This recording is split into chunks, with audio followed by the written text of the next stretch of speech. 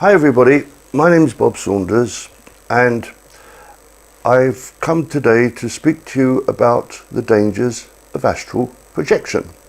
Now, I recently put online a video that I called Meditation Basics for Beginners, in which I explained 3 methods of safely contacting going into the meditative state and possibly going into the astral realms and all the rest of it. Now, I want to talk today really about the various videos that I've seen on YouTube concerning how to astrally project easily. Okay? Astrally projecting 3 easy lessons. You know this, maybe you know the sort of videos that I'm talking about, and I want to give you a warning that this can be very dangerous. Now, I hate doing these sort of videos because I much prefer to talk about positive things, but this is one of these negative things that I must talk about, and I'll just give you a silly little example. If you remember when you were a child, someone would have taught you how to cross a road safely. Whilst they're showing you how to get across the road safely, they're also talking about the dangers if you do it wrongly. Well, this is one of those sort of messages. Now, for those who don't know very much about the etheric and astral realms, I will just give a brief overview of those areas. We're in the 3D world here. All that you see around us we call the 3D world. Your physical body, the planet Earth, the whole galaxy, it's all part of this 3D world. But now, around us, we have another set of bodies. They're actually attached to us, and they have various names, but they're very real bodies standing on very real planets in a very real galaxy. It's as if the whole system is repeated a number of times, each one on a slightly different vibration, rather as if you were watching TV and with the telecommand you click and click and click and you change channels. And when you know how, you can go from this body into those other areas. Okay? Now, the etheric body is the one that's closest to us, and it's quite easy actually to see. If you stand and look or sit and look into a mirror and defocus your eyes for a moment, gradually you'll see a sort of a greyish white mist around you. Now that is your etheric body, and the planet Earth and everything on it has an etheric body, as does the whole galaxy. It's the planet Earth repeated in a slightly different vibration, and when you go into it, it actually looks very similar to this, but it's not the same. Although some people, when they first go into that area, think that they're still on planet Earth, they might well be in the etheric version because it looks virtually the same. However, and this is the point, here on Earth, planet Earth, 3D body, we've learnt to be careful, not about good people, they're not the problem. We've learned to be careful about bad people, because we've learned to be able to lock our doors and windows to stop burglars coming in. We've learned to be careful when we drive so that people don't smash into us, or vice versa, that we don't smash into other people. We've learned to be careful that people don't aggress us. Okay, we learn all that. But now, if you go into the etheric world, you're going to go there without any form of protection at all, because it's an area that you're not trained to go into. And so you need to be careful because of the nasty creatures that are there. I won't describe them. They're actually, most of them are actually sort of thought forms. I will just say this: if you consider all the wars, all the hatred, all the unhappiness that there is in the world at the moment, that creates in the etheric world forms that are all jagged and horrible and actually can take a form of life of their own. And although it's not a permanent form of life, it's nevertheless real in that dimension. And if you do one of these exercises where you're lying on a bed and you're learning how to click out of your body into your etheric body, or you're listening to these musical tones, whatever frequency the teacher might suggest you listen to, and once again you click into your etheric body, you'll find yourself wandering about in that area, and you may sooner or later be attacked by one of these creatures that's there. And then when you come back to your real body, you'll have this thing still attached to you, and it's bad news and often quite difficult to get rid of. So already that's not a good idea to go into that area unless you've got real spiritual guides with you that are protecting you, because you'll be just like a child wandering about in there and won't know what's going to hit you. Now, I'm going to go on to the next level. We've talked about a physical body, 3-dimensional. We've talked about the etheric body. Now, the next click on the telecommand takes us up into the 4th dimension. The 4th dimension split into 2. The higher 4th dimension is what we call heaven. That's where the angelic beings start to live, and they go up into the higher and higher dimensions.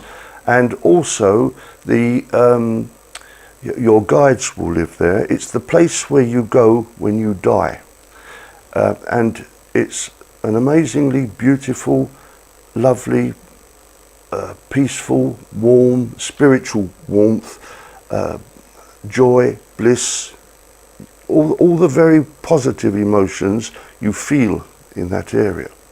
Now, unfortunately, between us, our etheric body, and that higher 4th dimension is the lower 4th dimension, and that is a bad news area. It's the area that is the opposite of everything that you can think of as being heaven. It's not hell.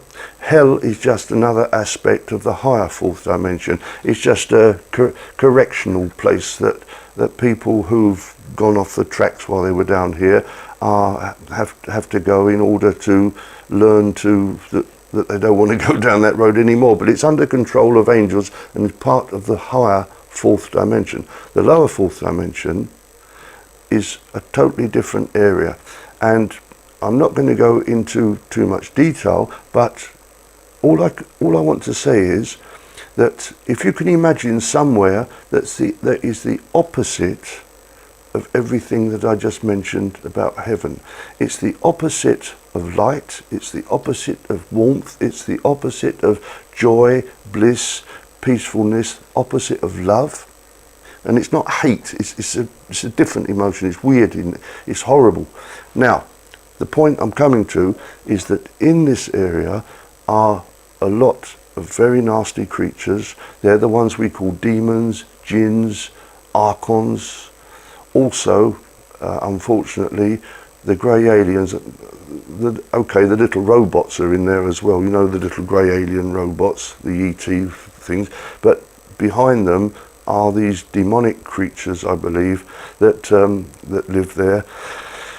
And when you do this astral projection without any training or any projection, any protection, you're going to wander off out of your consciousness here on earth and either into the etheric world or into the low 4th dimension. And you're not going to go into the high 4th dimension, because you can really only do that, unless you're an exceptional person, you can really only do that with a lot of training and help, and it's a real, it takes years to learn to go into that place safely. But now the lower 4th dimension, oh sorry, Myrtle's just appeared. Sorry about that. She's gone a bit starstruck. I'm thinking of sending her off to Hollywood to appear in a movie. Anyway, I'll leave her here until she annoys me too much. Now, you go into this low 4th dimension. When you come out of your body doing this astral projection thing, you've got no real control over where you're going. You might just go into the etheric world, which is bad enough, it can be dangerous enough, or if you're really unlucky, you might go into this low fourth dimension. And there, almost certainly, because when you go into that area, we don't notice, but we've actually got a light around us, a spiritual light.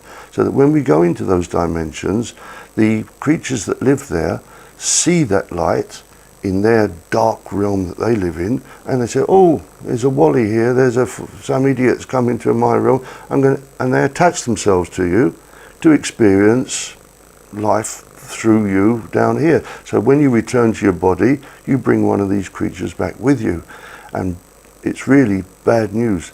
I don't know if I mentioned, but I'm often consulted by people who have done these experiments.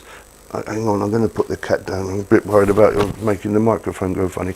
I'm often consulted by people that have done these experiments and have got some creature attached to them, and it's not very easy to get rid of them. And so it's better not to get these things in the first place. And they really will upset your life and make life a complete misery for you and all your family. Oops, Myrtle, sorry. Now, I just want to talk about one final thing. And I'm sort of hesitating as I speak about this. Sorry, this is a bit chaotic, this. Now, I want to talk about channelers. Now, channelers, often, there's a load of videos on YouTube about channelers, and they all have things in common. One of the things is that they all are being contacted by some very, very high angelic being, Archangel Gabriel, Jesus, Prime Creator, and it goes on, and they've all got some strange message of joy, peace and love, and quite often the person who's channeling tends to go into a trance and speak with a funny accent, and the message usually says, oh, dearly beloved, we're so happy to be back with you again. We've got a message of peace and love for you. You've had it rough this last period of time, but I'm here to assure you that everything's going to be sunshine and light in the future. And it goes on and on and on like that. Now, that's great, you know. I hope that we are going for a period of sunshine and light, because it has been rough this last few years.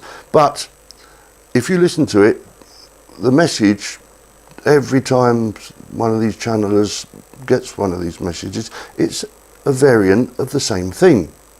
Now, I don't want to give the impression that I am anybody special, but I'm a trained medium and I'm in touch with my guides, and when they talk to me, first of all, they give me their real names, the names they had here on Earth, and second of all, they talk about sensible things. They talk about, oh, we've just learned that so-and-so, such a man or a woman somewhere, has got a health problem, and we'd like you to go and do something to help them, and or somebody's got a different sort of problem, and they ask me if I will help in some way or other. And it proves true. When I go and see that person, they say, yes, I have got this problem, and thanks for coming to help me. It's nuts and bolts stuff. It's not all this wishy-washy, you know, oh, everything's going to be sunshine and light. They're here to help in a very real way. Now, once again, I don't want to offend anybody.